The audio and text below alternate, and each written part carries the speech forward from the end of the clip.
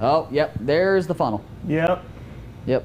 And so Kyle's on that now. It is definitely, I can definitely see some rotation above it.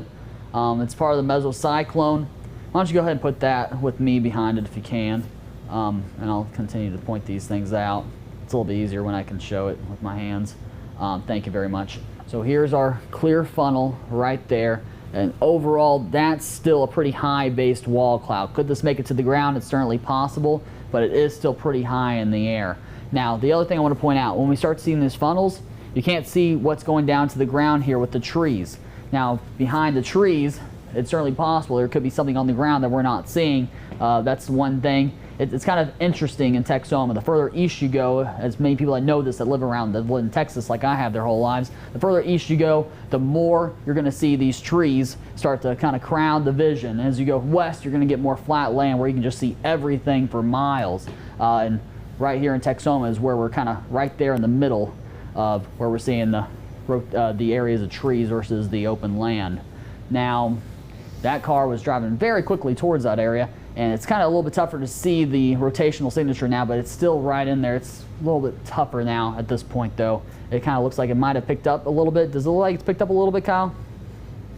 Yes, it did. Yeah. Like we're navigating through the trees right now, so we're looking for anything on the ground, but it is still there. It's still rotating for sure. Oh, yeah. Yeah, I can see it. Yeah. Yeah, you can still see the wall cloud there. And then, actually, no, it's tough to tell when you're this close to it at this point. But yeah, we still have rotation rolling through there. Let's go ahead and stick with this shot for a second because we just don't have much as far as the radar showing us much. So it's honestly better to keep him up there than it is to just roll with radar right now. Let's see here. So we keep a severe thunderstorm warning going. So in a couple more spots, I want to point this out while we watch Kyle's feed here. Still a severe thunderstorm warning for southern portions of Jefferson County. You still got activity up towards portions of Cotton County and Comanche County. Those are going to be two areas that we're watching too. But overall, this is the only area that's rotating, that's moving through portions of Montague County. Now we're starting to lose his feed a little bit there. Lots of thunder and lightning, lots of other chasers like the person in front of him who's chasing. Y'all don't know this, we call it chaser convergence.